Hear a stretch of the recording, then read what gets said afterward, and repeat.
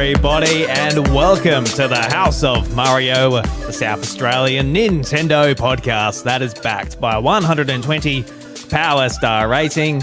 I'm your host, Drew Agnew, and the doors to episode 270 are open. This week on the show, we're going to be talking about Endless Ocean Luminous, Josh and I's adventures under the sea, looking at the fish, and I guess that's sort of it when it comes to that game. To talk all about that is my good mate Josh, or JT if you like. Josh, how you going, mate? Very well, Drew.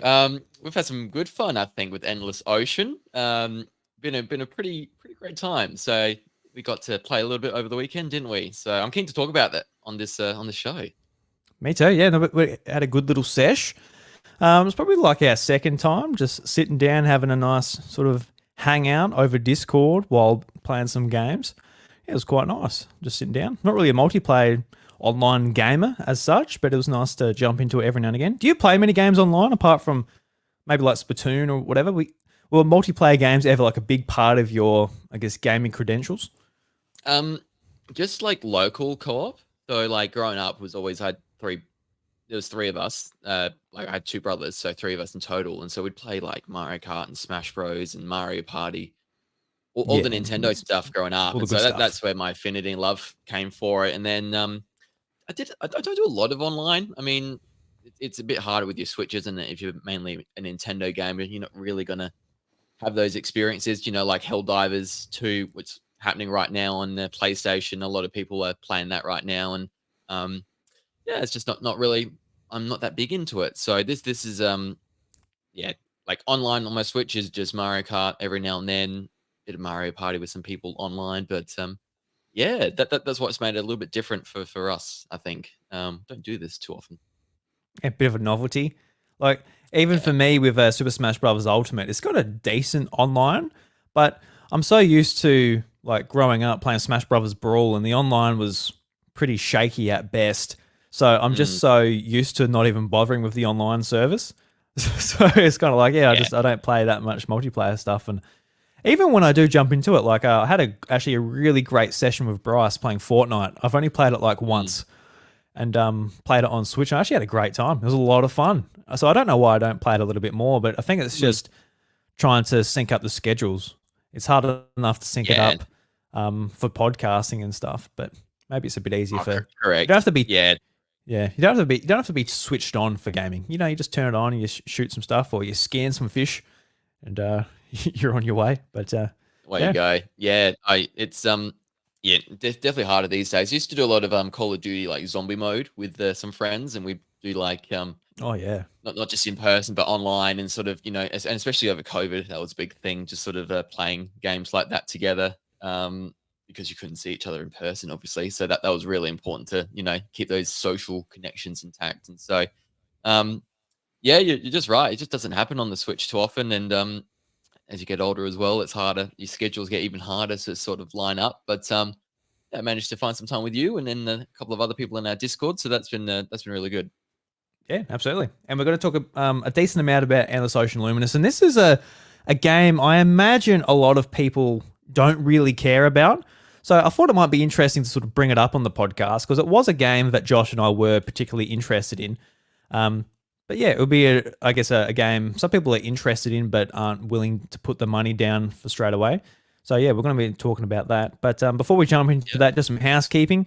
You can find the show over at the podcast services at the House of Mario and on youtube.com/iDruby, where we're recording it live now. And you can check that out. And you can also check out Nintenvania, where Josh had a nice episode with Alex Harding last week. So go and check that out as well. Josh, what did you talk about on that podcast with Alex? Yeah, so we talked about the indie world that happened a few weeks ago now, but we had a big deep dive into all those really cool games. And then just some of the recent announcements like the Nintendo Live coming to Australia, some of the NSO inclusions, and then had a bit of fun about my used Ring Fit Adventure, Hollow Knight. Tried to get some goss out of Alex because he works in the indie scene on on the Silk Song.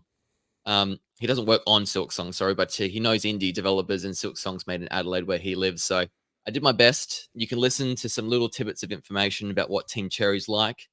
Yeah, a little bit there, a little teaser trying to get people in. Yeah, absolutely. See if it works. let us know. Hook, line, and sinker. See how we go. Yeah, absolutely. Um, so yes, Endless Ocean. It came out last Thursday, and just before we get into the game itself, the first Thursday game release for Nintendo, something a little bit different. Yep.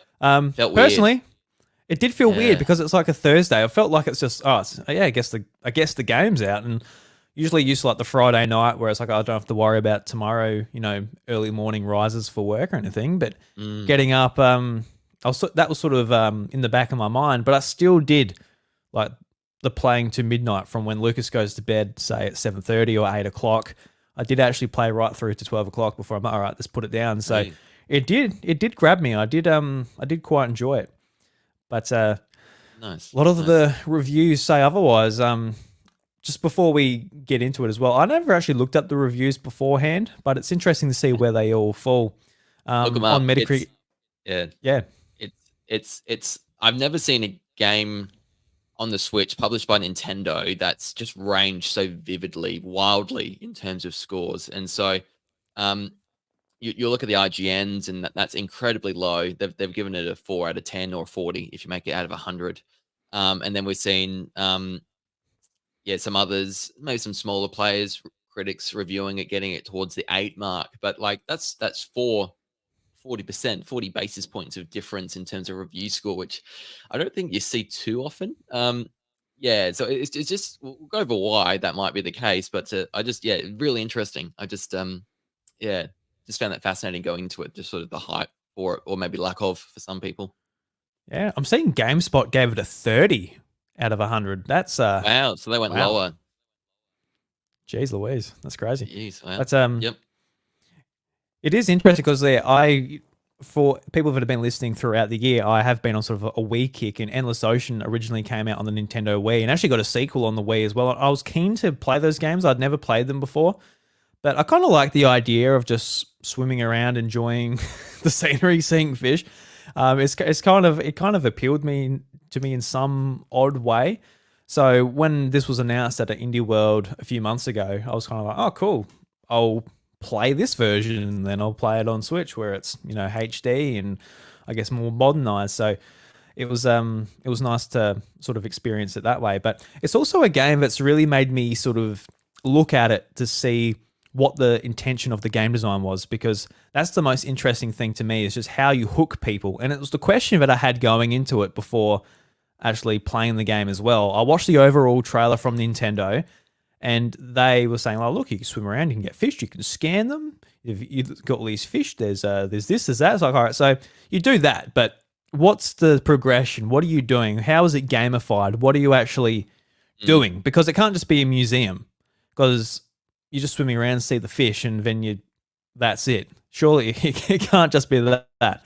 It's a $70 I game agree. here in Australia. It's a I it's don't a know. I guess it's Nintendo's equivalent of a budget title. It's $10 cheaper than Mario Odyssey and Super Smash Brothers and all of your like mainline Nintendo titles. So there's got to be a little bit on the bone there, but we'll get into all of that. But what are your overall thoughts of Endless Ocean? Um, I've actually been pleasantly surprised by it. Yeah, I saw the previews a couple of days beforehand, and I saw like the really low scores, like the 4 out of 10 and like 5 out of 10 from Nintendo Life, and so I went into it thinking, okay, I was expecting this to get sixes, around about something in the mid to low 60s, and I think the Metacritic kind of reflects that. It's about 63, so that doesn't surprise me. But some of the bigger critics giving it lower scores, I thought that's a little bit surprising. Yeah, I mean, I think to me, it's a lot of it is you are just scanning, and so you do a lot of scanning, and so like my playthrough today, I did a lot of scanning, and I just sort of, um, without playing with you online or anyone else online, I did a solo dive, and like yeah, I get it. Like this is, um, it's lacking in some areas, but that's not to say it doesn't take away from the fun that can be there if you really enjoy not just scanning stuff, but the marine life and the learning, and because it's a very educational kind of game, because you're learning a lot about all the different fish that reside underwater, and some of them are prehistoric and some of them are mythical, as learn a bit more this weekend with its first online event. But um, yeah, there's fun to be had here, but in terms of how they've gamified it, like you mentioned earlier, I think that's where it's really lacking, and that kind of that hook to make you really want to keep playing it, and extra things to sort of make you really want to do it. I think are lacking a bit. Not sure if you feel the same. Oh, 100%. So just an overall for people that haven't been paying attention, which I'm sure is a lot, because it is like you're either interested in this type of experience or you just think it's Yeah, boring. Because you can totally understand why somebody wouldn't be entertained by the idea of just swimming yeah. around looking at sea life. Yeah. Um, but you've basically got like three modes to choose from. One's just like a solo dive. You go down by yourself. You're scanning fish. You're adding it to your like inventory or your Pokedex, as I like to call it. And yeah, you're just scanning. And when you scan fish, you get what they call is like light or something like that. And then it like sort of builds up a bar, and that allows you to have like a roll of some sort. But I actually don't know what that gives you. I see it in the top corner, but I got no idea what it actually does, to be honest with you. But No, not yet, not yet. Same.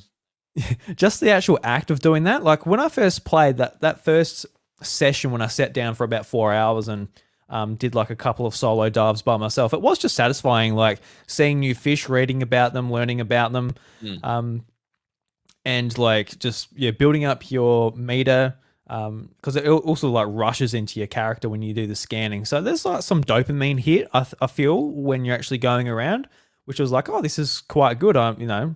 There's no threats, sharks or fish or anything can't hurt you. There's nothing to worry about. You don't have oxygen levels.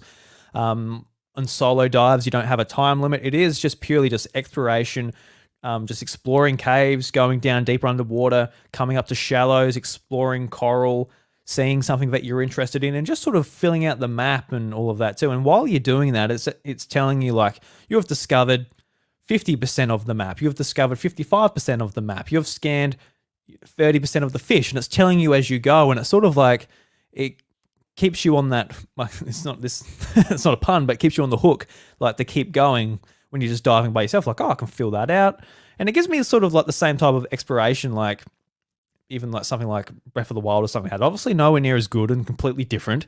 There's no threat or anything like that, but it was just a nice sort of experience to easily jump into, especially on Switch when you might be watching TV or playing a podcast. This is like a perfect podcast game. I don't think I've really played much of this without having like a podcast or Josh in my ear. Like I've always been listening to something while playing the game. So that's where I get a lot of my enjoyment. Is it's like it's easy just to pick up and play and be able to multitask and play it that way. But Josh, this is where I think we sort of agree. It's like, well, that's fair enough. You have a few dives, but eventually, after your first couple of sessions, you've discovered like a lot of the fish, and the newer fish that you haven't discovered, they're becoming very sort of far apart as you're discovering new stuff, and that dopamine slows down. So what does the team do to sort of keep you in the hook? Because it is a $70 game. It would be nice if this was a cheap game. It would be an easy recommendation for me if I could say like, look, it's on a subscription service for one. If it was like on Game Pass or PlayStation Plus, it's like, yeah, give it a go. But of course, this is a Nintendo game on Switch, so that's obviously not an option. But if it was like a $30 game, it's like, yeah, give it a go. If it appeals to you, it'll be a bit of fun, a bit of relaxation. Like if you're a dad like myself and, you don't want to pick up a brand new game, but this seems easy and just like a bit of meditation in some ways, a bit meditative. I would say go for it, but I can't recommend it for $70. That's for sure. It's definitely a for sale game, but a lot of that comes from its story mode, which nobody's expecting like an amazing story from Endless Ocean. Like no one's like, oh my god, like what's going on in the depths of the ocean? Like, no, that's it is. right. It does have like an interesting enough story where it's about basically saving the coral. You're trying to gather light from scanning fish and discovering species to be able to put it back into the coral and be able to rejuvenate it. But where the gameplay hook really falls apart when it comes to the story is chapter by chapter, and how you unlock chapters is by scanning a specific amount of fish. And I guess like one of the first chapters, it requires you to scan 500 fish. and they're in schools when you're like just in the multiplayer mode or whatever, and you scan them. There might be like 20 or something in like one school, so that adds up pretty quickly.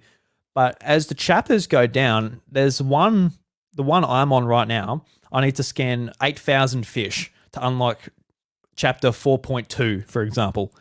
And I don't know how many chapters there are going to be. Is it only 5? Is it 10? Is it 20? I don't know. I can't even answer that Yeah. question with Google. I've tried to Google it. But it's not an interesting enough story to be able to demand that much from the player. Like the type of player that wants to play Endless Ocean just wants a nice relaxing experience. They don't want to have to go into multiplayer or go into a solo dive purely just to grind scanning fish to be able to unlock another chapter of the story. I feel like you've either got to be very dedicated to finishing it or you're just going to drop it straight away. And I think a lot of people will. I'm inclined to kind of finish it just because like that's what my I guess gaming challenge this year sort of pushes me towards is like I would like to add it to that, that finish list to go towards my 50 games completed this year. But if it requires me to grind like another 20,000 fish, which it easily could, I don't know. I don't know if there's that much left in those modes to allow me to do it. If there was a few more modes that there was exploration and then there was like time trials and I don't know hide and seek and like a bunch of stuff within that sort of multiplayer setup, then it might have a bit more longevity. But we played our multiplayer session. We had a lot of fun. We discovered stuff. But if we do it again like next weekend, we'll probably have fun. But how many times after that will it be able to sort of hold its appeal? I don't know. No, but how do you feel about agree. the sort of the chapter setup? Because it's just it requires a lot of the player, and for really not much. Oh yeah, I found it quite jarring because that was the first thing I went to was the story, and it's broken into odd like components within a chapter, and so you're coming in and out of a screen. They literally take 2 to 3 minutes to do a component of a chapter, and then you're going in and out, and it's a bit of a That's tutorial right. that first chapter. And then I wanted to start chapter 2, then I got told no, you got to scan 500 different fish or fishes. They can be the same ones, but I Yeah. found that a little jarring, and so okay, I'm like, oh, okay, I don't want to keep doing that, so I've just focused on doing solo dives and online dives with other people, and I've done a little bit of the story since, but I really want to sort of not do too much and sort of do a lot of the diving firstly, then I know like there's a 20,000 mark I got to get to eventually, and I don't want to, keep wanting to do one thing and then getting pushed away, having to do another. So, I suppose that's what's happened. I've like gone away from it, just sort of, I'll get around to doing the story in a chunk together at a later date. Yeah, I found it a bit odd. And then, you do, I noticed it today on my lunch break. I worked from home, so I was able to play a bit on my lunch break. And then um, I've discovered about 330 species out of the 578 or something like that. And so um, I'm getting to that stage now where I've like done a bit over. I've done like 60% of it, and so most of the fish I come across are ones I've already discovered. Um, it is getting a little bit harder every time to sort of find new ones, and so I really do wonder if I get to like 540 and there's only like 38 left, how am I going to like, is there a way they're going to help you, like tell you where they need to go and what areas to look for? Because I'm not sure yet. So I'm just a little bit worried that, yeah, when they really want you to like, when you want to like 100% it, what's the process going to be? And will there be things that they will do to help you find it? Or otherwise, are you really going to have to sort of go free for all and try and find them on your own and just aimlessly swim around and do all that kind of stuff. So um yeah, so yeah, it's still like I feel like I can't quite sort of have my views yet until I fully play it a bit more this week and sort of find out those things for myself to see what's actually happening. But yeah, I'm sort of like today I was just like, okay, I did a lot of like of exploring and I didn't get too much. And so it was a little bit of a slight, I had such a good time with you on like Saturday night and Saturday during the day, like played for a few hours and this is a really relaxing time. And I was just sort of going around learning about all the different fishes, like hearing the AI voice sort of recount to me some facts, and some of them are very interesting. Some of the fish are Yeah. very ugly, and I find that really cool too. Some of them are disgustingly horrible. Some like who created this? Who decided that was a good idea for a fish to look like that? Um, but like some of the things like they like say you can change gender, they change color. It's pretty amazing. Some of the things I was really like taken back by just how much I was enjoying the educational experience of it all. I suppose. Yeah, I think Yeah. like that moment we had when we were playing together, when we discovered like the ancient area deep down in the Mm, sea, and we're just like, yep. what? Like, just obviously like Yeah. just like in the modern times, like the fish looks like fish, and you find a shark, and that's cool because it's massive, and we found like a sperm whale, and that's massive, and you can mark it, and you can see where it's going throughout the map. That's cool. But when we went like down and like all these fish from like prehistoric times, when we're literally coming across like dinosaurs and stuff down there. We're coming across like shellfish Yeah. with like big long shells, but like sort of like curved like a tuber. We're like, what the hell is this? Like, and we're Mm, actually like discovering and reading all the names. That was where it's a lot of fun, and we're saying to each other like, oh, come over here and check this out. Like, what is this? Just like the weirdest creatures. So yeah. that's where I thought it was fun, and you can sort of see. I said to Josh, like, I kind of want like a Pokemon one of these or a dinosaur one of these where you can just go around and like check out what's going on, or one in the Mm, sky where there's birds everywhere. I don't know. It's kind of like a neat setup, yeah. but yeah, I think yeah, it's something to learn about birds. They could expand it, not just the ocean. Do something on the land, like have it in a desert area, and have lots of African animals or like Australian outback ones. So sort of have them all together and sort of explore that way. And then yeah, bring it to the sky. And I played Wingspan. I told you about that board game the other week, and that's same thing. There's facts and things you learn about that, and so mm, um, yeah, they could really expand the series and have other sort of areas to explore, and I think that'd be really cool. I like I was just laughing at like sea pigs and like what they look like. They look like big sort of gummy things with like little spikes coming out. Um, a lot of stuff you see, okay, that's like the species that Pokemon's taken inspiration for when they've made this Pokemon. yeah, Like I could see like a lot of it, like, okay, they've like looked at a chart. Okay, here's a fish. Oh yeah, let's make a Pokemon based on that. And so um you kind of have that quick like, is that a Pokemon? No, wait, no, it's not. It's actually a real life yeah. fish. And that's what they've taken the inspiration for. Yeah, We saw a lot it's just of we saw a got lot of those moments. Omanite and Anorith, didn't we?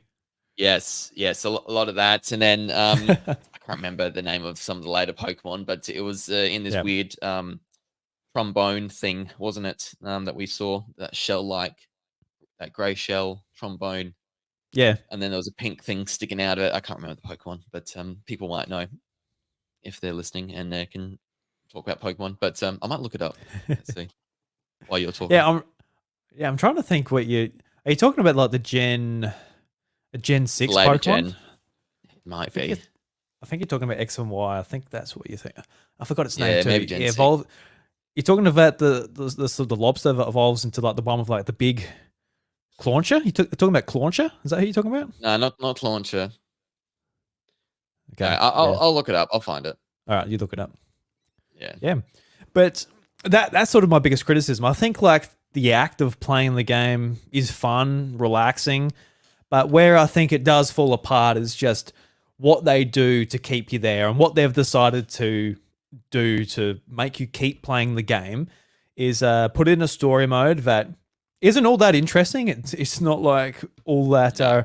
robust. It's only like 3-minute chapters, and in between chapters they really want you just to swim around and do a lot of scanning. And I think the game would benefit so much if they dialed that way down, made the requirements a lot shorter, and allowed you to get through that story, get through. Because I assume you want to get through some of the story because there will be some fish that will be easier to access in the story, for example. That's my sort of assumption. I could be wrong. But if I could sort of just Mm. blaze through that story, then just have the game to pick up and play, if I feel like just swimming around and not doing much, but jumping on voice chat or listening to a podcast or YouTube or whatever, I think it'll be perfect. Like for that, not a perfect game. But No, yeah, but it's the push and pull between them wanting to charge almost full price for a Nintendo Switch game and how to keep you there and make it feel like it's bang for your buck. And they've decided just to, just really draw out that story, which is frustrating because they could. It would be so much better if they just dialed that down. They realistically looked at what Endless Ocean its appeal is on Nintendo Switch, and they priced it accordingly. Because this could be a lot better, even at $50 or something like that Australian. It'll be much easier to recommend. It's I saw it for 58. That was the cheapest I saw physically. Mm. And that was a big W pushing that. So that's about $10, $11 cheaper than what you can get brand new when you buy a Switch game. So Yeah, I still think it's $10 off. It should be a $49 game in my opinion, yeah, Australian. And yeah, it's a cool one of those weird things that Nintendo's done when they're partnered with other developers. They've got Eureka here, doing some really cool work, and they're the original developers of the Endless Ocean series. And so, um, yeah, I just think it's blurring a little bit of that line between what a video game is and what in a way a simulation game kind of is and can be. And so, um, it's not to say it's not like you do your scanning, you get XP, you get to level up, and you get coins, and you collect treasures throughout your dives. And so you use the coins that you get to buy new skins for your scuba diving outfits. You can buy stickers that you can put on your clothing, your outfit. And then there's emotes and things, which I think are very cool when you're playing with others online to sort of do those different interactions together. So um, there are things to sort of like aspire to sort of save up for and unlock. They're a bit superfluous and don't add anything really to like to make you swim faster or help your scanning capabilities or anything like that from what I've seen so far. But yeah, I just wish, I mentioned this to you on Saturday night. I'd love to see, you know, if you wanted to get up close and personal with some of the more perilous fish, like some of the sharks and some of the ones that might attack you. In the second game, I believe there was something that the scuba divers, your character would hold, which could shock or sort of protect you. I think that's something scuba divers actually, will have with them to protect them against sharks and things. But I wouldn't mind just a mode where like in Minecraft, you can play like without any danger if you want to. You can press the button and have it on just design mode and no zombies come after you. I'd like to see the opposite here because wouldn't mind seeing a bit of peril, a bit of you know you can get to these you can try and scan and catalog these more perilous ones, but you've got to be careful and got to do it the right way, or you could have health and things like that. I think a mode like that would add a bit more variety and depth to the game here. Um, I fully understand what they're going for though, and that is just you are just here to explore, swim around, learn some things without having to worry about those sort of gamer kind of things to add to it. I still think it's a missed opportunity. That could be a different mode. I think it would just help. yeah. No, I agree with you. I think personally for me, I do want the experience this game is offering, where it is just all right, just float around and look at stuff and learn about the fish. I kind of like that, but definitely just from options can't hurt. That's for sure, and I think it'll appeal to way Yeah, more people. Just with the sheer fact, because really, if this game's going for like the multiplayer, like 33 people just get together and hang out, explore, and learn about fish. There's so many. Its competition is literally Fortnite and Minecraft and all of these places. A lot of like kids and young people like to hang out in. So I really don't see how big a market this game has, but I am still appreciative that Nintendo publishes games like this because no one else would. Like, Sony's dropped all of their smaller games that they once published from, Japan Studio and a bunch of their smaller sort of ex-dev stuff they used to do from Sony Santa Monica, a bunch of the interesting stuff from like smaller teams. But Nintendo, like, they still publish this, and I don't know what their expectations would be for this. I have no idea. They dropped it at the end of an indie world, just be like, hey, isn't this a Nintendo game? if it was on the Wii. I guess it's at an Yeah. indie director. I guess they had to sneak it in somewhere. Like if they did it as a like a standalone announcement on Twitter, people would have been like, "What the fuck?" So they just sneak it in and have it like that. I don't know. It's such a strange game that they decided to, I guess, go forward with just with development, just just funding the game. But Yeah, I I'm mean, happy. did they, I'm they happy don't they own they did. don't own Eureka, do they? Did they own Eureka? I don't know. I don't think so. But So I think that's where um, it's a partner, but but they've published the game. I think that's the line I'm thinking for I that. guess But so. Yeah. yeah, I just felt it was odd for them to do it in an indie world showcase. That would have been I a mean, good I'm just sorry, looking at this partner stuff. showcase. I'm looking at this stuff now. So they've done like a bunch of stuff with Nintendo. The obviously the original Endless Ocean games, but they've done the 3D classics on Nintendo 3DS. So like all of like the 3D Yeah, do ups of Excite Bike, Twin Bee, Kirby's Adventure, Kid Icarus, and those 3D classics were amazing. Like seeing those NES games as dioramas. Um, we got Mario Bros 35, Pac-Man 99, Tetris 99. They did so a they've lot of done the the online 99 stuff. games. Dr. Luigi on the Wii U. Yeah, just like a bunch of stuff, and they've helped work on Yeah. Tekken 7, Tekken 8. So yeah, no, like a bunch of stuff with Nintendo, which is great to see.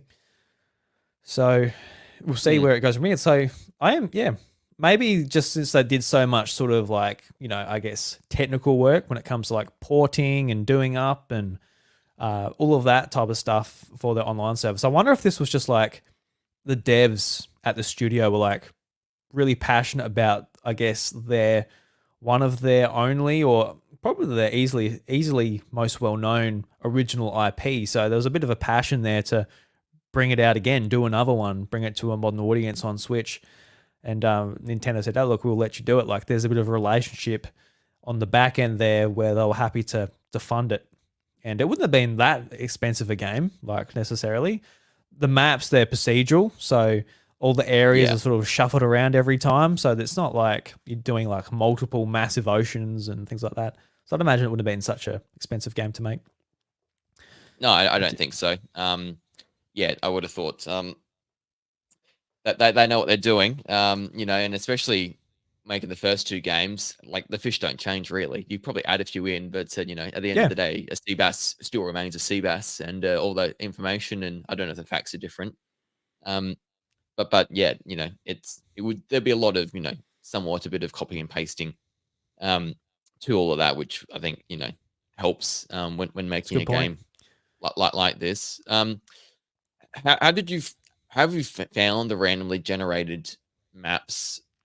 I've found like a lot of the dives I've done, they're like same, but slightly different. I've noticed like Mm, not huge difference in variety. Like the maps are fairly big, yeah, um, they're big but enough. then Yeah, there's sometimes you're exploring and you'll hit that invisible wall. And guess what, guys? Endless Ocean is actually not endless. It is a limited ocean over a hectare or a square mile of I don't know what however big it is, but of area you can traverse through. So don't know how you felt with that. Whether it was a little jarring for you or whether enough variety was there.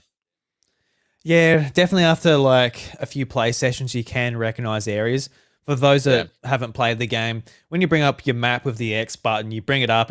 It's on a big grid, and as you sort of swim around, it fills out. You can see where you've swam, and that's when you can see like the all the areas sort of fill out.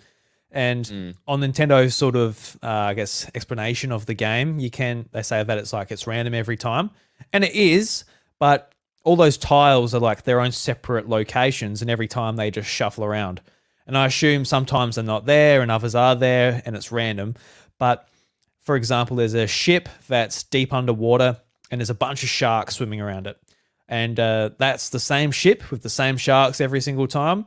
There's a cave system that actually is like somehow freshwater, and there's always freshwater fish swimming around there. So that's mm. always the same. So they're coming across the same locations, but they're, I guess, in different places. Like oh look, here's that ship, and I've already scanned those sharks, but I guess I'm just gonna scan them just so I can unlock the next story chapter. Oh look, here's the freshwater stuff. I've already been here. There's nothing new.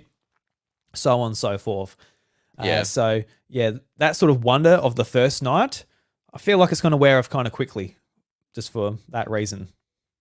Yeah, like, is it possible to find everything but the mythical ones, every fish within a randomly generated map? Is that possible, do Uh, you think? no, I don't think so. I Or not doubt it. quite? Because You doubt it. All right. yeah, because I would have scanned. I think the first night I scanned 70% of the map, Yep. and yeah, obviously it wasn't 70% of the whole No. chart. So yeah, Yep. So, yeah, okay. Um, yeah, you mentioned a good point about the freshwater stuff. If there was a way to sort of, create a bit more of an ecosystem, like you're going into like, yeah, like a freshwater area, and these are all the fish and you would expect to see in that. Um, yeah, I get why they did it the way they did because yeah, the maps aren't small by any means, and there is variety there, but it feels like it's one and all the same. How it sort of all melds together, and you're not really, understanding the difference between a freshwater area really, and what's seawater and what you would yeah. expect to see in the actual ocean. And I know that because I've just done the story chapter that says, "Hey, Yeah, look, we're going to an area that's seawater, and that's because of something that's made it happen that way, where you're just swimming in the ocean." like obviously it yeah, doesn't work that way, but the game makes it work that way, so it's a bit more diverse. yeah. That you just swim into. Oh, I'm in salt water, swim a little bit. Now I'm Oh, in fresh water. just happened. That's how that works. Because I Freshwater, was saltwater, confused because water. there was a dolphin in there. I'm like, is that a freshwater dolphin? And I learned that yes, it was. I'm like, oh my god, they exist. Oh my That's god, pretty dope. but we're in the Yeah, sea. yeah. So Yeah. they like a bit of freshwater So, every now and again, Josh. They're mammals. mm, I guess. I guess it does. I guess it doesn't matter, does it? no, Don't even think no, about that. no, true. They don't have gills, do they? They got little blowholes. The blow. Little blowholes. Oh, pfft. It's like you drew at the back of your back. Oh, God, I hope not. That's if I've been axed in the back. Oh, you haven't Maybe seen it. I'm just telling you. Yeah. I haven't seen it. Yeah, You yeah. keep looking around. The other weekend, you're just like, oh, he's got a hole in his back. But not saying anything. He'll blush a bit out in public, showing his blowhole. Bloody hell. Yeah, I don't want to embarrass you whale people in front of others. I thought I'd just, Nah. So keep it to myself. I try and plug it, but sometimes the cork just falls out. Okay, so that's when you want to plug a show. That's what you really mean. Okay, that's good. Yeah. Yeah. It's something to say the plugs. Yep. Now the plug's in. Yeah, Yep. just Now it's over. one in the back of my back. Yeah. Yep. Well, one thing that really annoyed me as well as time went on was the AI voice because Oh it's yeah. just one of She can those shut up. TikTok. It was just one of those TikTok or like random AI voices, and Mhm. it's just the same voice. So that would have been nice to Yeah. have a bit of Yeah. variety. Just Yeah. just like an option to sort of switch it around a bit because that would have you do hear from the voice a lot.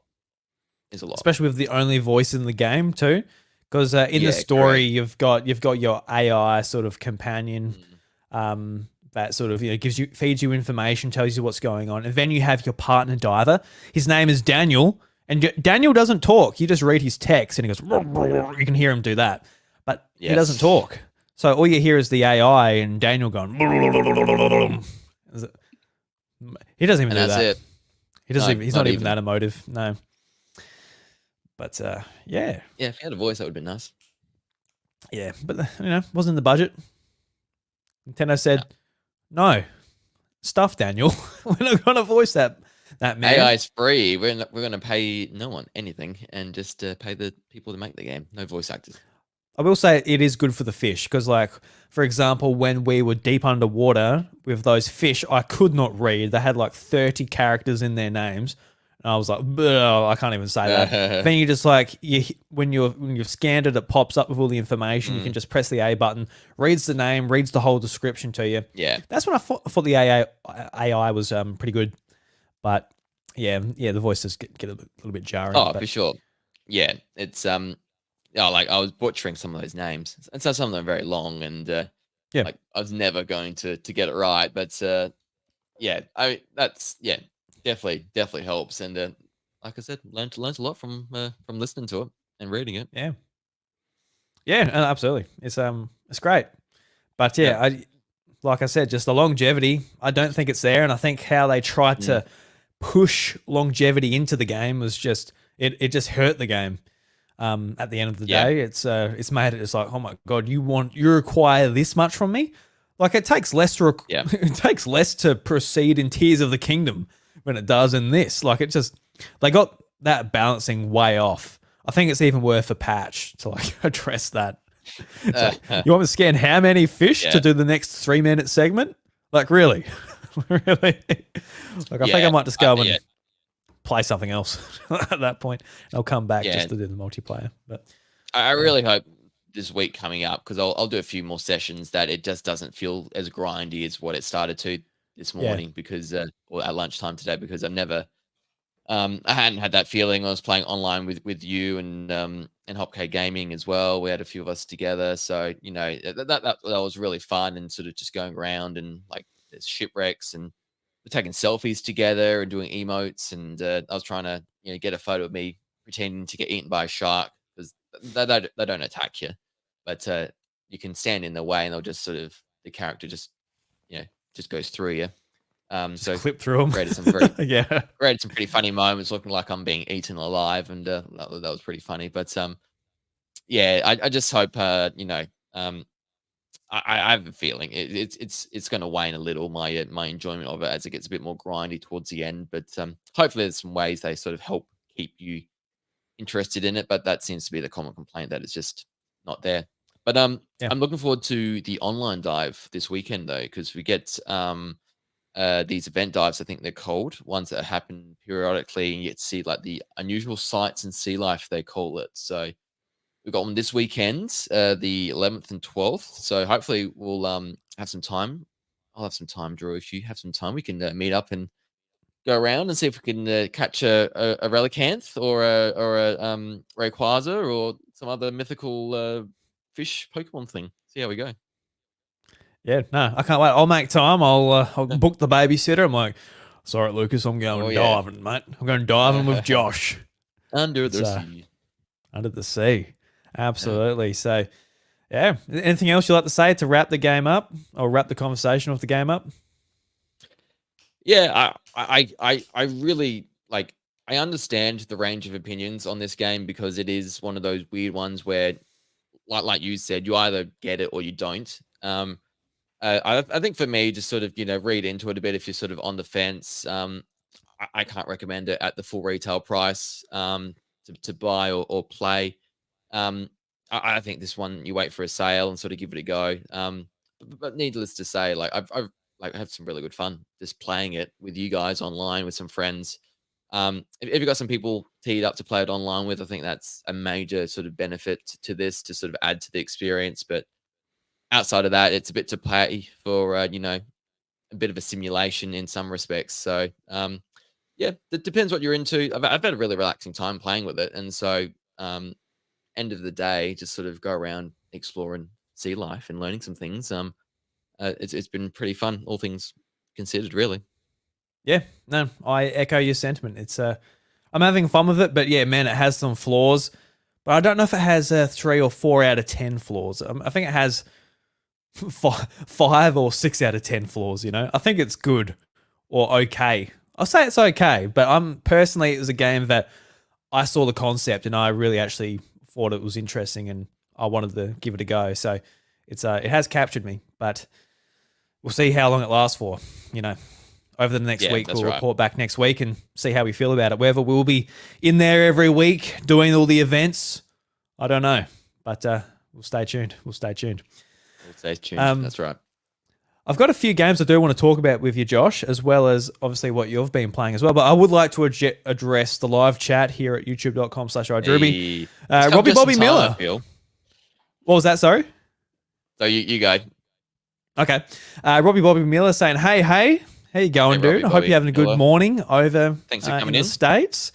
We've got Brendan White, and this is an interesting one. I didn't know he was on holiday. Brendan White says, I'm currently drunk in Fiji, but wanted to say that I love you both and hope you're doing well. Purple love heart. Thank you. Brendan, we're doing well. I hope you're having a fantastic time over in Fiji. Man, you're drunk too? That's best, Maybe Brendan. Some as well. fish That's over fun, there, Brendan. Drew. Yeah. Some fish over there. Yeah, that's right. We could identify you. Yeah, we could be there, but hey, look, that's a bloody... That's a tiger shark. Get the fuck away from that, mate. It's a great white. Better. Wacko Jacko says, "Am I a bit late?" So no, mate, you're No, you're just not, in mate. time. You Don't are worry about not. that. You came at the right time. I feel he just sensed it. He knew it was coming Yeah. up. He's like, I'm gonna miss that endless ocean chat. So fair enough, mate. I wonder how many people we bored to death with that. We got like Fast 40 forward minutes out of endless ocean. 45 minutes. Yeah, we did. Yeah, It was good. it's interesting, isn't it? Um, um and yes, Wacko Jacko, we'll be talking about Splatoon 3 side order. But Josh, what have you been playing this week? I know you've been playing a lot of Hollow Knight and all of that stuff, but really keen to see what your week in gaming's been all about. Yeah. So it has been pretty well Endless Ocean over the weekend, and Mm-hmm. then a bit of Hollow Knight sprinkled in. Um, just got the heart crystal hearts ability where you sort of it's like hold charge up and then you just go across the screen Oh, and you keep going until you hit a wall or something. And so um very very cool, obviously, over big ledges and things to jump over. That's how you do it. So um yeah, this game's so good, and I think I'm working out you can do these things in different ways. Like, there's no real set order to doing areas of the oh, map, and so I'm feeling it's like a really open game where you can sort of, like every person's playthrough is going to be slightly different, which I think is pretty cool actually. So I'm just at the stage now where I've got a lot of geo, and there was a bank that could accept deposits, and if you died, like you wouldn't have to worry about losing your money, the geo. Um, but that's disappeared now, and like I've got nothing to spend geo on. I've got so much money in currency. I need more like charms to upgrade some of my other things. So I need to collect some things before I can buy some certain things. And so it's like I'm kind of waiting for that to happen, which is a little frustrating. But man, it's very fun. Gonna keep playing through it. It's been a good time. But yeah, that and Endless Ocean, and then a little bit of Knights of the Old Republic, because it oh was yeah, May the yeah. 4th on the weekend, and Nintendo had the NSO game trials, which I do try out every now and then, and they had Knights of the Old Republic for free. So I think you still got 2 days left if you're listening to it now. You can play that game for free, trial it, and then I think it's on sale right now if you really like the game and sort of give it a go. So um, I don't mind those. Sort of play a game for a bit. It's a bit more than a demo. If you get the game straight away, you can sort of, if you really wanted to, pretty well finish the game. Some games I'm sure you could finish within a week, but yeah, it's just a cool little way to sort of try out a game and whether you want to buy it or not. But yeah, done about 2 hours of that one. Yep. Did it make you want to buy it after playing it, or you sort of had your fill after the trial? Yeah, I think I'm going to get it. My conundrum is because they do a whole heritage pack, Asper, in these games, and so it's not just Knights of the Republic. They've got like a bundle where like they got the first game, the second, Republic Commando, Jedi Knight 1 and 2, then Force Unleashed, Yeah. and then Pod Racer. So it's like 7 games together, and that's like 55, 60% off right now. And so it's like, do Mhm. I just get that all in one go and then, Yes. slowly Yeah. do Pod Racer? Like Yeah. I've done Force Unleashed before, but I haven't played those Knight Academy games, whatever they're called, or Republic Commando. I've never played them. So those, along with Knights of the Old Republic 1 and 2, might be enough to sort of Yeah. um, buy it. I've already got Pod Racer separately, but yeah, I might do that. Yeah. Be And cheaper that way. Force Unleashed as well. It's the Wii version. The Wii version is different Yes, to the the yes, 360 and PS3 version. If you haven't played that one, I haven't played any of the Force Unleashed games. I know you've played like the 360 version or something, but yeah, um, 360 one. yeah, yeah, it might be worth giving it a go on the Wii version. See what's Yeah, different, what's see going what it's on the like. A old the waggle little box. waggle, sure. Yeah, Yeah, just all like that. yeah, Yeah, it's that's the been my dream week in Star Wars gaming. game. Yeah, nice Yeah, man. yeah, pretty well. Yeah. How about Yeah. you? How about you? Yeah, I played a bit. The Saturday.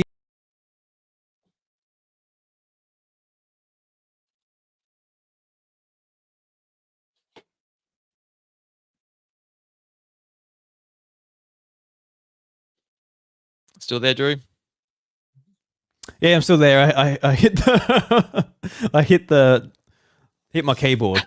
That was my fault. Oh, okay. All right. That was my fault. Yeah, hopefully we're Cool. still okay. Let's see if I'm recording. I think we are. It's But yeah, still going. yeah, we're still going. Cool. Yeah, this weekend I actually played a fair bit because Lucas, after a couple of days of childcare, he just wanted like some chill out days at home, play with his toys and all of that. Because after a couple of days, he just sort of he goes into a bit of a homebody, which is fair enough. He's got his own toys, he's got his own all stuff outside he wants to play with. So it was nice because usually I'm walking around town, going to the playgrounds, doing all that type of thing, but he was happy just to stay in the living room, play with his toys and all that. So I decided to pick up the Switch and play some video games. So I finally decided to get that pesky Princess Peach out the way.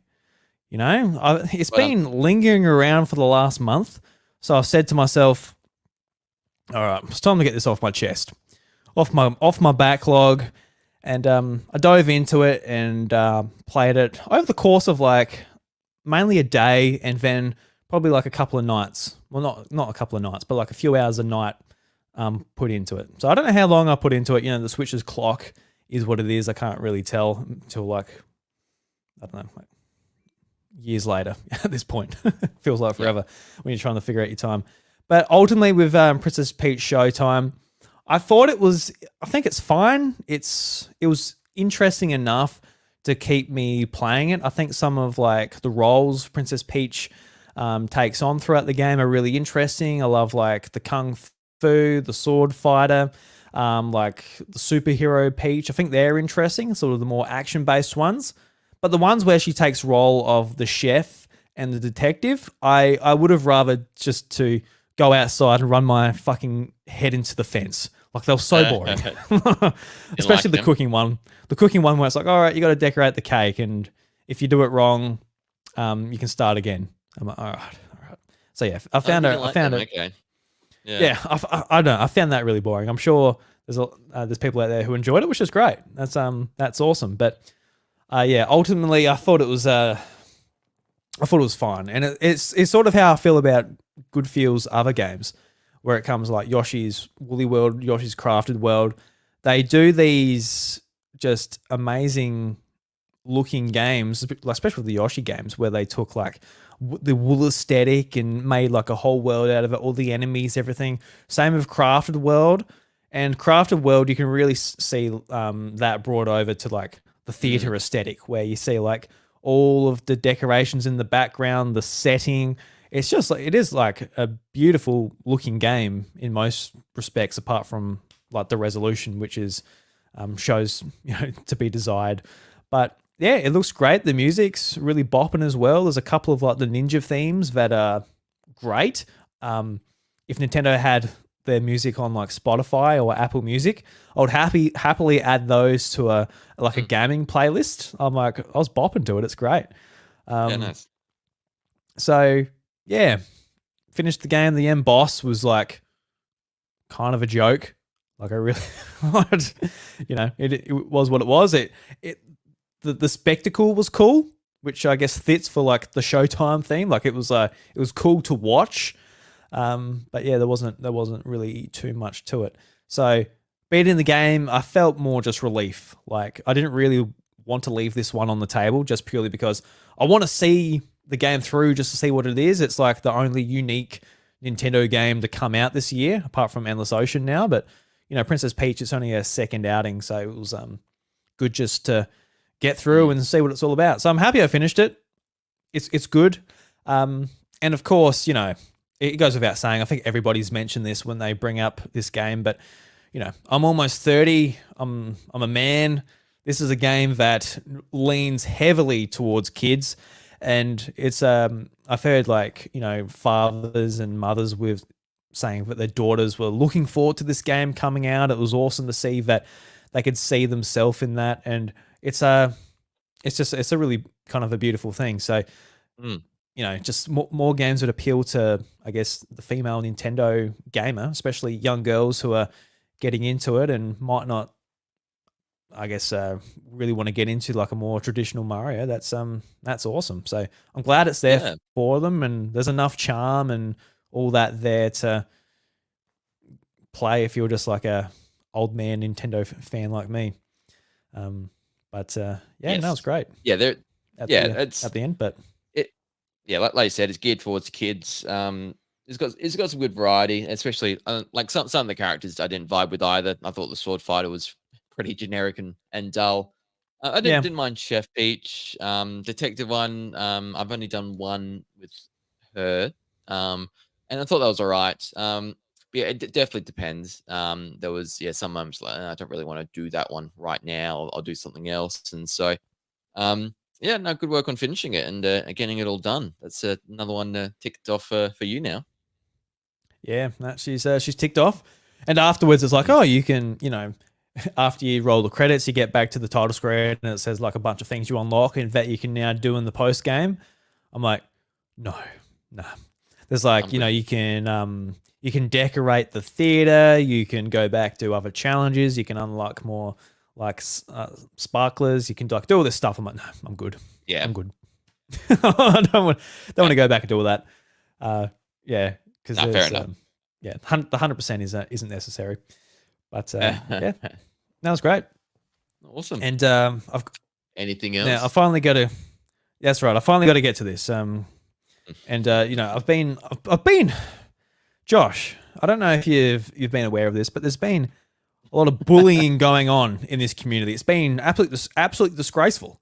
I don't know where this come from. Like I never asked for it. It's really unsettling, to be honest with you. But I've decided to stand up to the bullies and play some Splatoon 3, the DLC, the side order, and Wacko Jacko, who was the bully. I'm going to out him right here. He does say in the chat on YouTube, "'Twas a successful bullying session. It was over the course of like a month or so, but it finally paid off." So, if there's any advice I can give to kids out there, just give in to the bullies. Moral of the story: keep Just persisting in the bullying, and you will get your way. Is that what yeah, we're just trying to? give in to the bullying. Um, just give them your lunch money, or just do whatever you need to do. In all We got fairness, to say, bullying. it got to a stage where we was tongue in cheek, and we were just, we were joking. This is like a way to get you to play it. We're gonna keep saying, "Have you played Side Order?" And like we got to like, I'm just saying to you, just get the load screen up. Just start it because every week we check in, and you hadn't quite played it, and there's plenty of reasons why you don't want to play a game sometimes, and sometimes um you don't want to play a game, and being told to or forced to play a game, I'm sure doesn't help with that. But yes, it got to a stage though, didn't it, in the Discord where we were, maybe just back off a bit because that's if you go too deep now, we might not ever get you to play it. So it sounds like something changed for you. Yeah, no, your boy's got to learn how to play your cards, that's for sure. But the thing is, Yeah. I don't want to jump into a game and just be like, oh, look, here's the title screen or here's the first 20 minutes. Like when I jump into a game, it's like, it's time to play it. This is what I'm Mm. playing over the next week or two. Like, it's not just like I'll play a bit here or there. But obviously, in saying that, this is the type of game that actually fits very well and just pick up and play over the next year or so. Like, it doesn't really matter as long as your skills don't go down too much. You'll be good. But yes, Josh has Yeah. talked about this on the show and his show as well. He's played through the whole thing, smashed it out, which is awesome. But I've just jumped into it. Side Order Splatoon came out like months ago at this point. Bit of a roguelite adventure when it comes to Splatoon, going up a tower. And for me, I've done the tutorial, done like the first 10 levels or so, played through that. And then I had a few goes myself. And I think I only got to like the boss, like the two. I've gone up it 3 times. My Splatoon 3 skills have definitely left me at this point. I have not played it in a long time. I go okay until I got to the boss, and then I had like 2 very dumb losses. So the first boss I versed was like a big sort of spinny tower thing. You had to shoot like the gooey bits on the side, and I had 1 life at the time, and I died. I'm like, okay, well, there you go. I put up a fight, but eventually they got it over me. But then I upgraded my lives, and so I had two. But then I had two really dumb deaths to like this bull boss.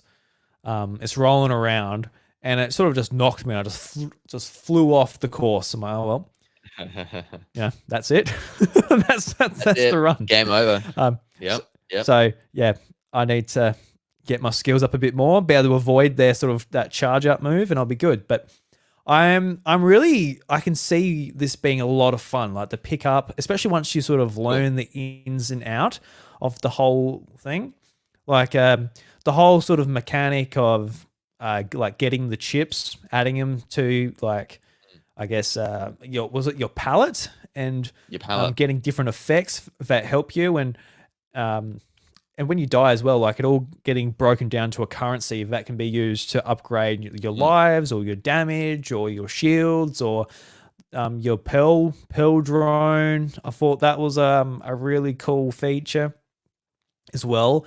And when you can actually like choose what room you go into and like what sort of abilities you have in those rooms as well, which is great. Like having Pearl being able to like drop bombs, splat bombs. I thought that was awesome. I'm like, all right, that's handy. Just fire, just do the work for me, please. That drone's so good. Yeah. Yeah. Like leveling that up was super helpful for me. Yeah, and I like each room you sort of like do the I guess the flying fox into, and then you can sort of like hover down. I don't know if that is that hovering thing, was that introduced in Splatoon 3 or was that here? I think it was in Splatoon 3, but I honestly haven't played in a long time. You know how you can hold B and you can like just hover down with the drone? I assume it's in this because you got the drone. I thought it was just this. Yeah, it must be just this, yeah. Yeah, that's what I'm trying to work out. Weapon ability that has it for you that I haven't played. Wacko Jacko will know. Yeah. Of course, yeah, he definitely will know. He'll let us know. That's a side order thing. It's just a side order thing. Yeah, he's right onto it. Yeah. Yeah, so I thought that was really cool as well. Like, you're sort of hovering in, you're like working out where you start each sort of task that you need to do. Because as you're going, each floor has a different task. So there's one was like, oh, get the balls into the certain location. Then you pass that room. The other one, you got to shoot these, I guess, enemies that are on wheels and they're trying to get away from you. And you got to try and catch them, which I thought was sort of a nice twist. Instead of having like swarms come towards you, which you just got to fend off, you've actually got to hunt down the enemies. And they've set up like the terrain where you can do like, you can fill up the balloons and then they blow up. And then you can sort of work it out where it's like a domino effect to get all the balloons to blow up and go around the circle instead of trying to just run around the circle with your gun just aimlessly. So there's like, you know, all the rooms are set up to, if you're able to optimize your strategy, you're able to do it rather quickly. Sometimes like in 20 seconds even. Other times where it's a little bit harder. So once I'm familiar with like what each room means, and I'm familiar with like the types of rooms, because there's like rooms with like they've all got different names with different terrain. So be able to work out what's going on there. I think it's going to be a lot of fun. I don't typically play roguelikes because I'm like, oh, look, I don't want to do it again and again and again and again type of thing. Like, I love Dead Cells. I think it plays amazing. It's like the best feeling 2D action game I've ever played in my life. Like, it feels amazing. Yep. But I don't want to go through it again and again and again and again. But Splatoon is a little bit different because it's kind of like, you know, you pick up, you know, you go to like a multiplayer match. You play the same multiplayer match. It's fun. It's just the fun of playing like a third-person shooter. And this is it's the same thing, just going through a mode where you can break it down and get a better run afterwards. It adds like a different dynamic to just repeating like a multiplayer mode in Splatoon. Even if you're doing ranked or just casual, I think it's kind of a cool thing. But I'm definitely open to like some advice from somebody that's put a lot of time into it, both you and Wacko Jack. I would love just some advice, like maybe what to, I guess, upgrade first, for example, what to aim for, that will help me out the most, and maybe some, I don't know, tips of how to clear rooms, whatever. But the main thing I want to know is just what to upgrade first. That's the main thing. I'm going for my lives first, then I'll probably go for like defense, the armor, then damage. That's my sort of strategy. But Josh, far away. It's been a while for you, so I don't want to put you on the spot, but yeah. Yeah, I'm just trying to recount what I did first. I didn't do any vending machine things first off. I delayed my stuff with the drone when I shouldn't have. So my big thing is upgrade your drone as you go. They're super helpful. Hmm. I think I worked out, there are gonna be some weapons as well when you first choose your loadout.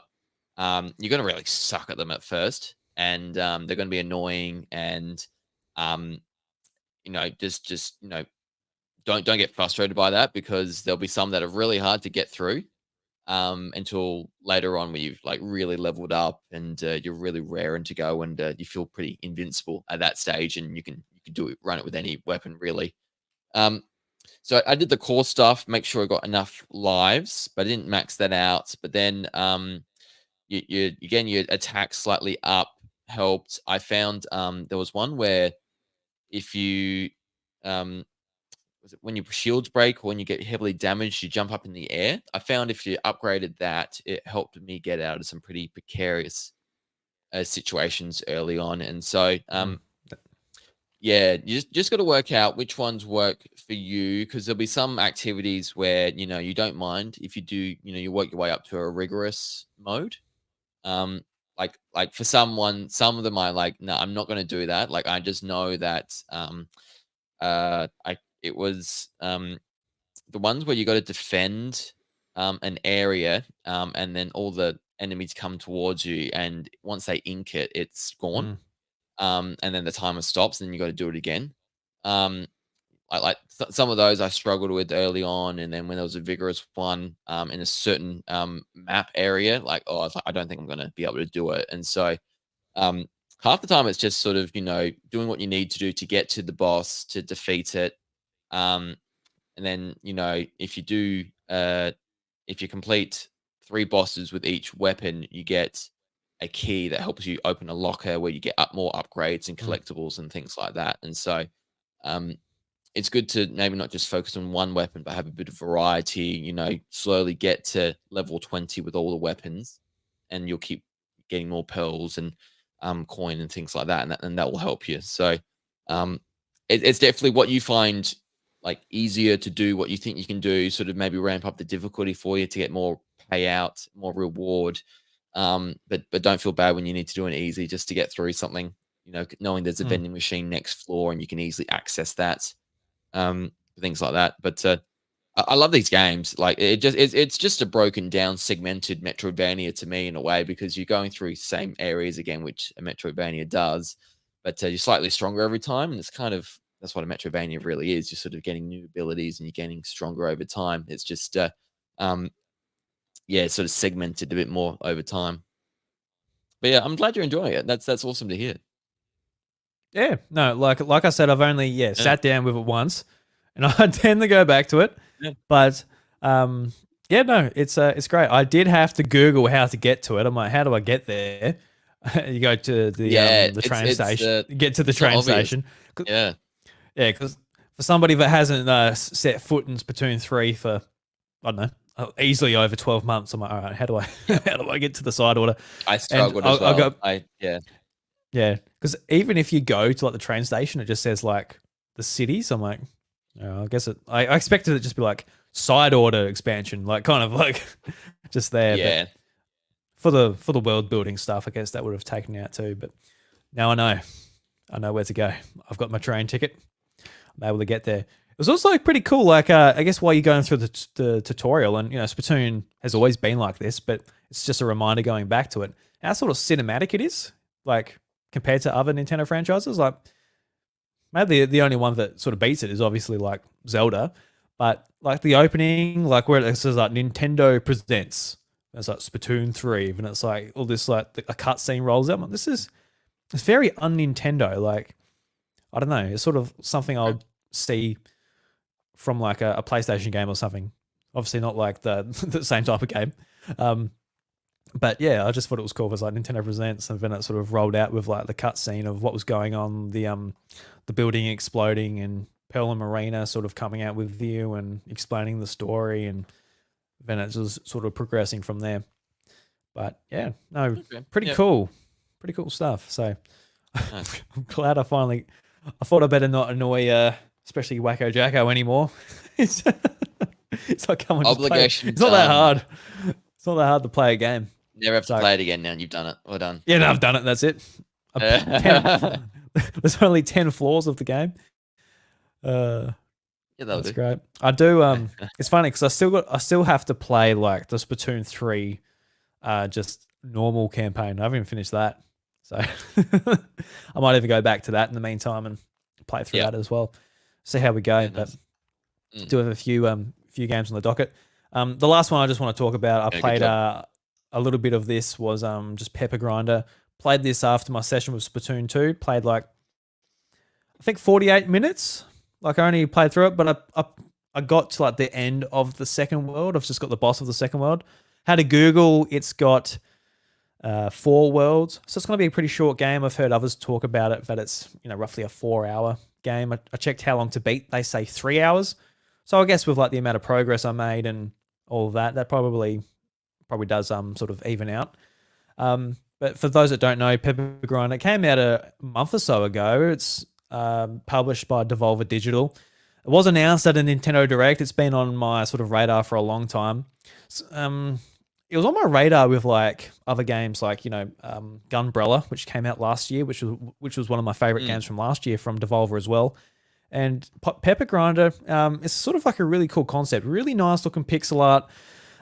You've got like a drill which you use to like drill through the ground, and you're able to pull off some really interesting sort of platforming segments with this, where you're like going through the ground and you use that momentum to sort of like dolphin dive into like ground above you or go over obstacles. And it feels a little bit like a twin stick shooter in some ways. You're not using both sticks, but Yeah. with the left stick, you're able to aim your drill around as you're going. And I'm finding it a lot of fun so far. I'm not going to like talk about it too much because, like I've said, haven't even put an hour into it yet. But from what I've played so far, it's a lot of fun. Just some really great sort of platforming mechanics in every level. Like, for example, I'm up to like the second world where it's like volcano themed, and like the lava, you use like your drill on this machine and it turns the lava into rock. You've got a limited amount of time to drill through the rock before it turns back to Okay. lava.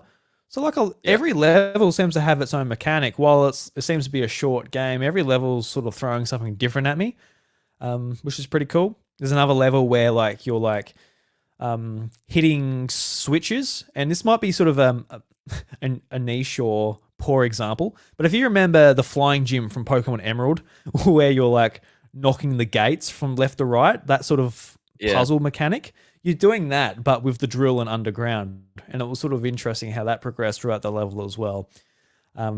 So yeah, no, I'm really enjoying it. I did receive a code for it like 6 weeks ago, or I did actually get it early, but I just never got around to it. I was just not really playing many games. I wasn't really feeling it, so I wasn't going to push myself to play the game when I didn't feel like it. Same with Side Order.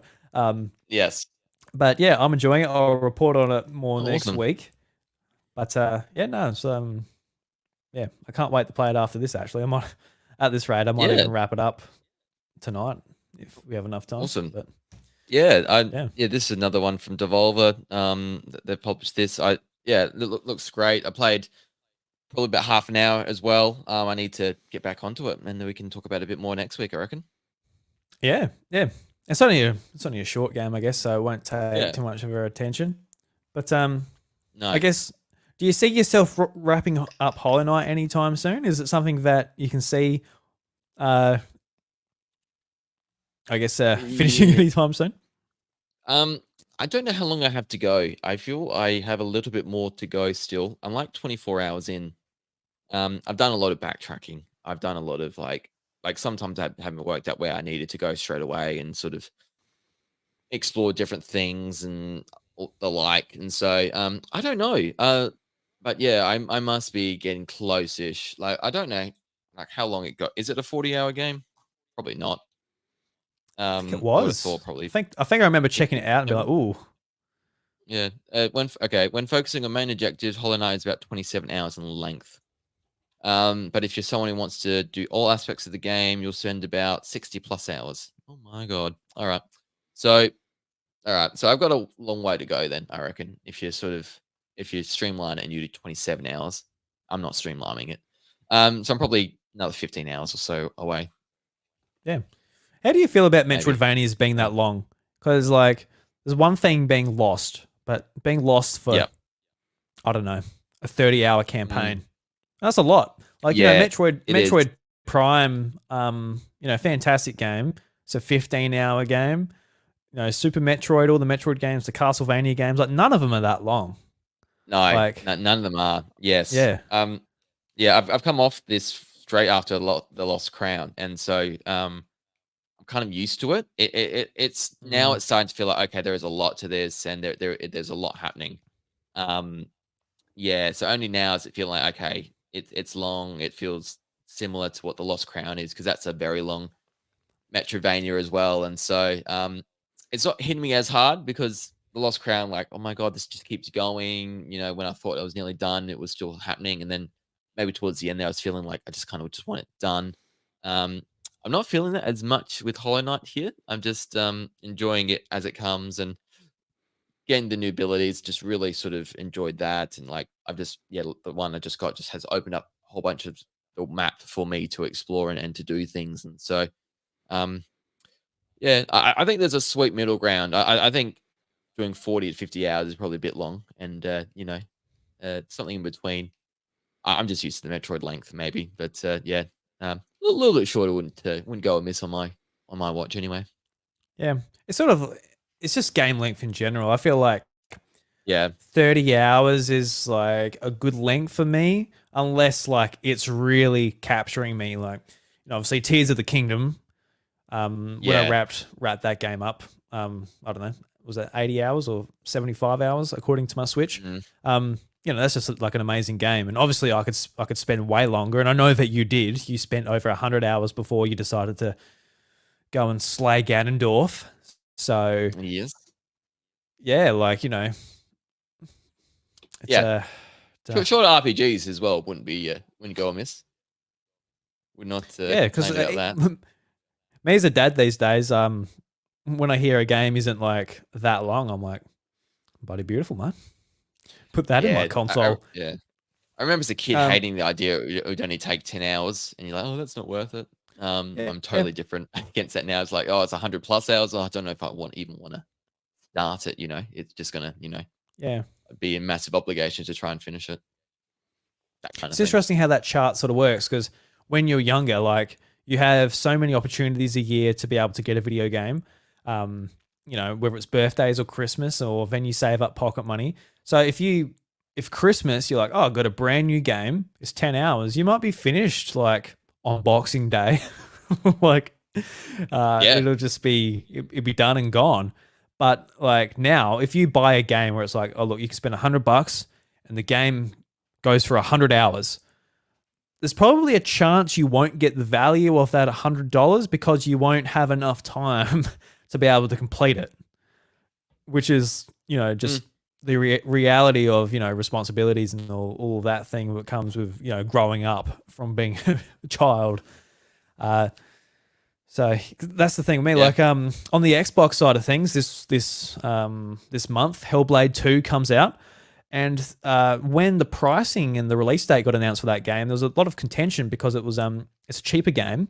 Obviously, it is on Game Pass, but it is like a cheaper game as well. And it's Mm, about, they said it's roughly about the same length as the previous game, which was about an 8-hour game. People were expecting that since Team Ninja were acquired by Xbox, that there's a lot of money going to be going into it. It's going to blow up. It's going to become Xbox's God of War. It's going to be a 20-hour, 30-hour game. It's just going to explode from what it was. But it seems like Team Ninja are just like, no, we want to make what we made before, a nice condensed story. It's not going to blow up and be open world. But I assume it will have a seemingly unlimited budget for voice acting and graphics and all of this type of thing that goes into a game. But its length didn't bloat because of that, which I am actually very appreciative of. I guess just especially because in their ecosystem when it comes to Game Pass, like I feel like I get more value out of playing a handful of indie games that are 10 hours each than just playing Starfield for the month, for example. on the Yeah. service, which would be like a 50-hour game. But yeah, it just comes down to your preferences and your schedule, I guess. But And good on them for sort of saying this is what we want to make and create, and not let the money from above or dictate what's going to happen. I think that's good to see because everything being the same, a lot of the game experiences these days tend to be like that, don't they? Where live service is just such a massive thing. Open world, lots of games like that. These big AAA thing is what the developers and publishers have tried to bring, and so um, yeah, I think people are getting a little tired of it. And things like this, where we divert and have seen these new, different experiences again, I think it's only a good thing, really. yeah, absolutely. And I think publishers and developers will probably they'll be able to make games quicker if they don't bloat them so much, and they'll also That's right. obviously be able to release them at a better cadence, and the fans will react better to them. I think it's just it's a win-win situation in most aspects. Obviously, goes game by game, but that's largely where like Nintendo, like they've got massive games like Tears of the Kingdom.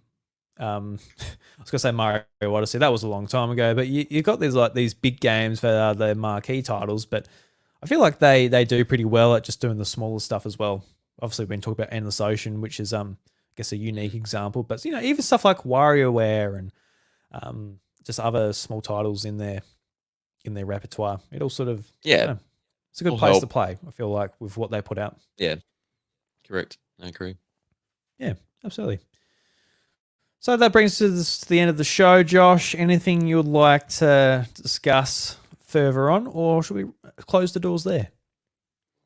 Yeah, just to call out, I think we'll want to do another deep dive into Endless Ocean this weekend. So if you've got the game, watch out for our Discord. Let's all get together and go under the sea. Have some Yeah. fun. It's only Zach in the House of Mario Discord who seems to have it, which is fair enough. Yeah, I know a I've couple got a in the few in mind. Nintendvania Discord have it as well. So there's at least 4 of us out there within our Yes, communities that have it. four or five. I think we've a couple of people have asked about it as well, so we might be able to get a few of us together, and if they pick it up, and that'll be good fun. There might be someone else who steals it off a truck and can play it with us as well. There might be someone out there. We don't need to know that. As long as you have the game, come along and play. That's all I care about. Yeah. Yeah. No, in all seriousness, no, if you would like to play, join the Discord. There's a link in the show notes. You can get your scuba diver stuff on and go for it. Even if you don't want to play Endless Ocean and you want to laugh at us for playing Endless Ocean, just join the Discords anyway. Always good fun. Lots of activity going on in there, which is it's one of those Discords where it's not huge and your post will get drowned out by the next person. There's it's not too small, not too big, just right. I feel so. Come join the fun. That's right. That's how we can advertise. The House of Mario in the Nintendvania Discord. Just been like, we're tiny. We've barely anyone's in there. So you will not get I don't drowned know out. about you. I've joined some other big ones, and you sort of like it's You can't get hundreds a of word people in. there. Absolutely. I just that's not the case with ours, which is what I like. Yeah, there was like a limited amount of spots for the Game Explain Discord. I'm like, oh sweet, I like Game Explain. I'll get in there. And man, like your comment is gone when you put something in. I'm like, oh, I don't know how you communicate anything in here. I love Game Explain too, but I just wouldn't be the same. Yeah, I don't know. It's tricky, but you don't have that problem here. But that brings us to the end of episode 270. It's been a good episode, Josh. I've really enjoyed this conversation with you. Me too. Something I'd like to bring back. I haven't done it in a while. I'd like to do the hashtags. So just like, a random hashtag at the end of every episode where you can leave it in the YouTube chat, the YouTube comment section, or even on Twitter, X, Facebook, wherever you decide to do it. Just reach out to us. You can reach me at iDruby. You can reach Josh at Nintendvania. And say some comments about the episode. Maybe recommend it to a friend with the hashtag Deep Diving Thom. So deep, I better clarify this, diving with a G, Thom, Thom. Put Thom in capitals, just so you know it's the House of Mario.